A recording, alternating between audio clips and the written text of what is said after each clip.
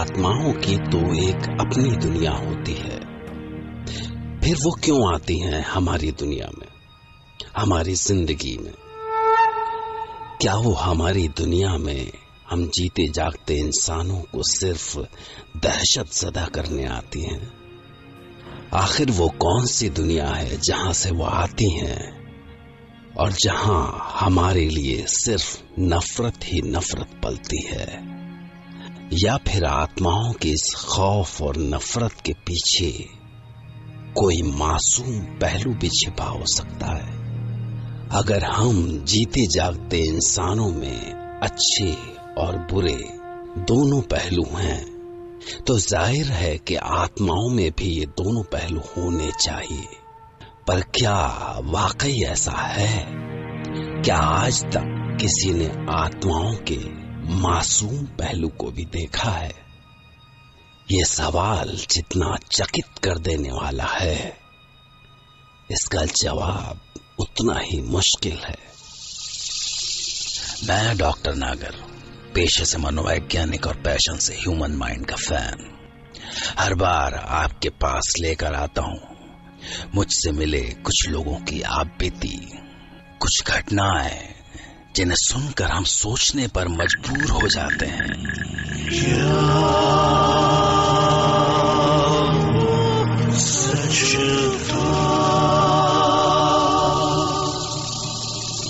आज हमारे साथ हैं उत्तर प्रदेश की सौम्या व्यास, और वो सुनाएंगी अपने साथ घटी एक सच्ची घटना, जिसमें उन्होंने कुछ खोकर कुछ पा लिया, और जिस घटना ने उन्हें एक ऐसे दोराहे पर ला खड़ा कर दिया कि वो समझ नहीं सकी कि उन्हें खुश होना चाहिए या दुखी। पर आखिरकार वक्त के साथ उन्होंने सच को स्वीकार ही कर लिया। शायद राहुल ब्रिज कॉर्पोरेशन में काम किया करते थे। कई साल पहले उस छोटे से कस्बे में बन रहे एक ब्रिज के सिलसिले में उनका वहां ट्रांसफर हुआ था।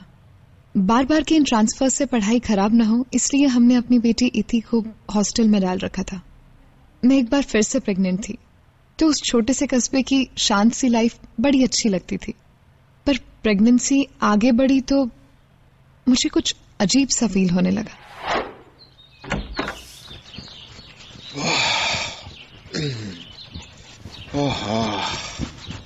नहाने के बाद ताजगी आई है। साइड पर इतनी धूल होती है ना कि अरे हाँ सौम्या, तुम कुछ कह रही थी?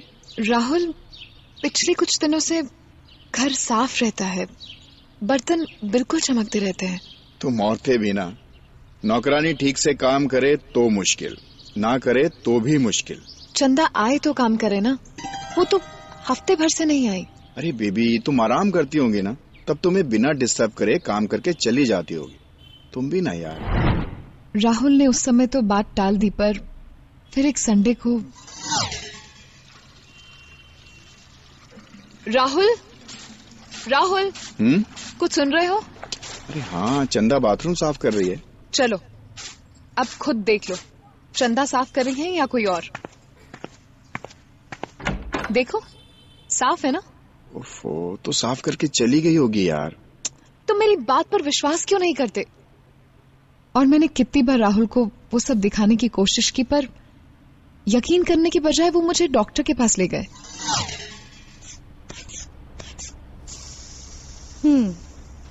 Saumya, everything is normal. पर क्या है कि आप अपनी पिछली प्रेगनेंसी में फैमिली के साथ थी ना, मतलब आपके सास ससुर भी आपके साथ थे, पर इस बार आप अकेली है। खासकर जब राहुल काम पे चला जाता है तो आपके पास सुख दुख बांटने के लिए कोई नहीं होता ना। घर में सारे दिन अकेले रहने से स्ट्रेस हो जाता है प्रेगनेंसी में। राहुल, आप अपने पेरेंट्स को बुलवा लीजिए जल्दी से, इनका मन बहल जाएगा। I am writing a prescription for her. ये दवाई टाइम पे ले लो, ट्रस्ट मी, सब कुछ ठीक होगा, शी विल बी फाइन। और उन्होंने मुजफ्फरनगर से माँ जी और बाबूजी को बुलवा लिया। बहू, तू चिंता मती ना कर, मैं सारा काम संभाल लूंगी। तू बस मन ने एक सुंदर सा पोता दे दियो। पर जैसे ही माँ जी ने खाना, बर्तन और सफाई के काम संभाले, मुझे कुछ और ही फील होने लगा। लगता था जैसे जब मैं सोती हूं तो कोई मेरे बदन की मालिश कर रहा है।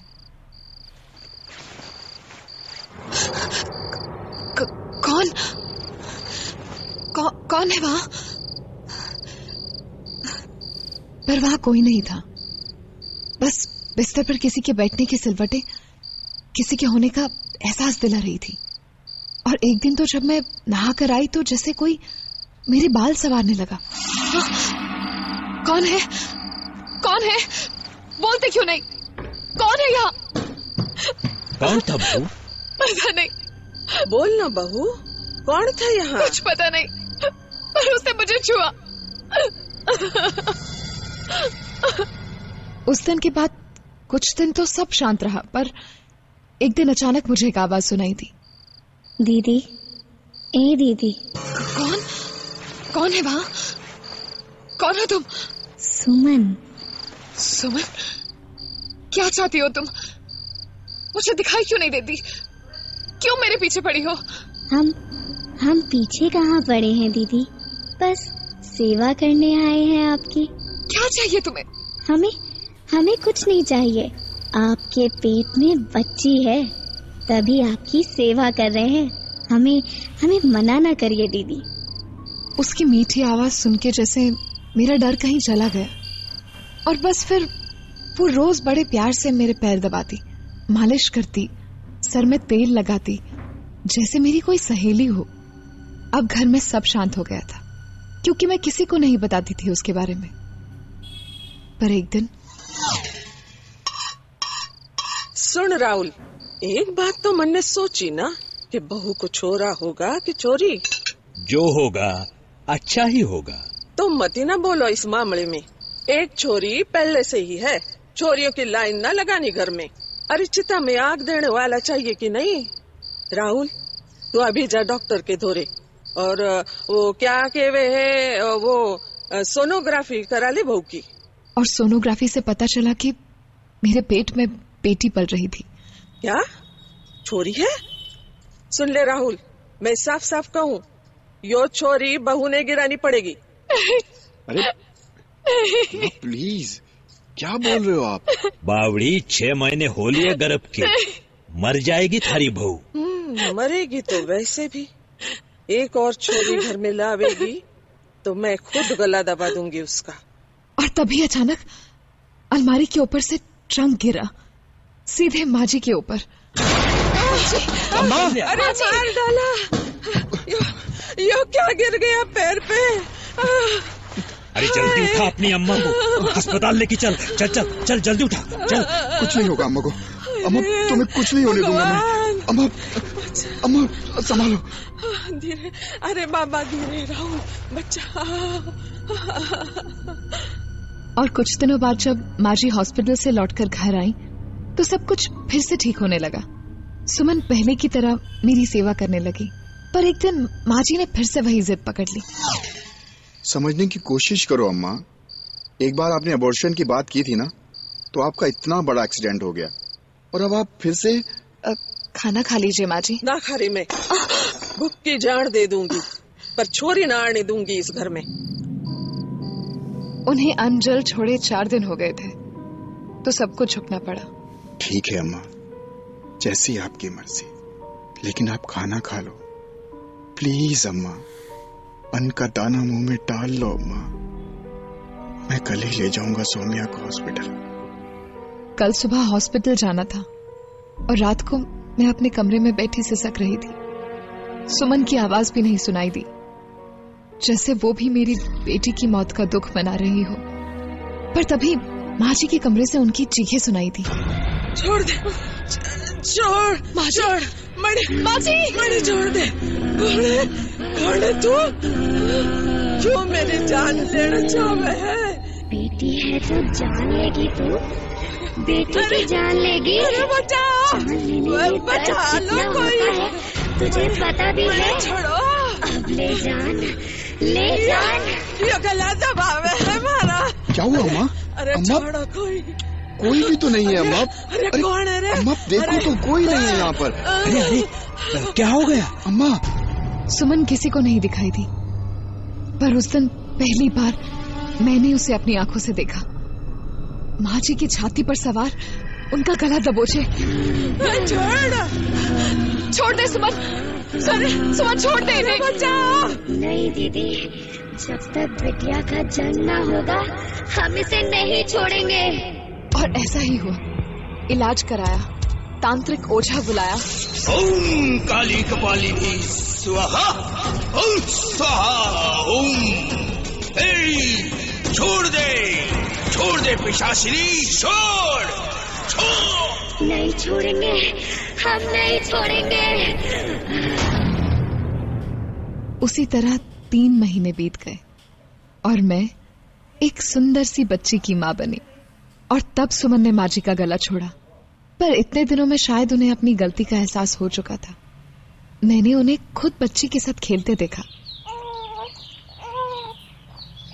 अले ले ले, आहा कैसे सुंदर लगे रे, बिल्कुल राहुल पे गई दिखे।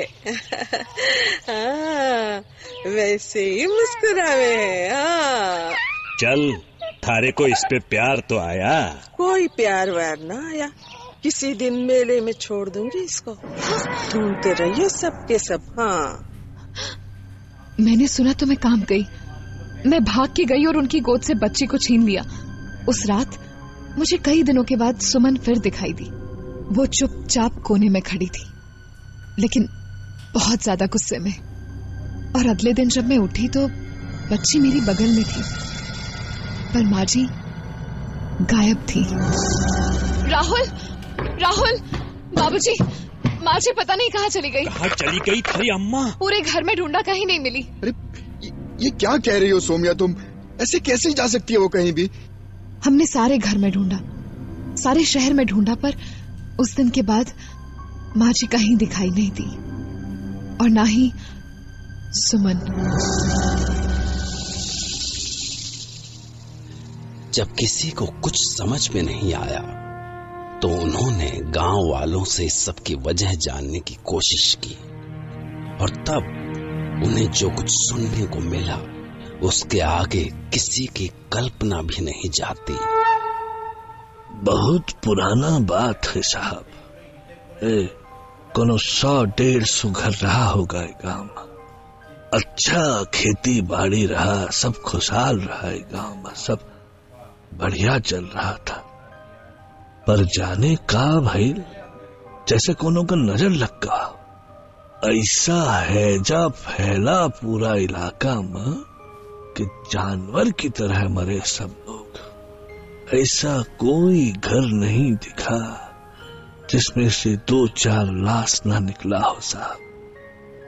ई घर में भी सुमन रहत रही अपने मर्द के साथ। पहली बार पांव भारी रहा उसका, पर हैजा वो को नहीं छोड़ा साहब। बेचारी 2-3 दिन में ही हड्डी का ढांचा बन के रह गई, और बस मानो बेचारी सुमन मौत के सामने देखकर बस ये बोली रही कि हम मर जाएं तो जाएं, पर हमरे बचवा को बचा लो। पर वैद हकीम कछु ना कर सके साहब, कछु ना कर सके। और 4 ही दिनों में सुमन और के पेट का बच्चा दोनों खत्म हो गए।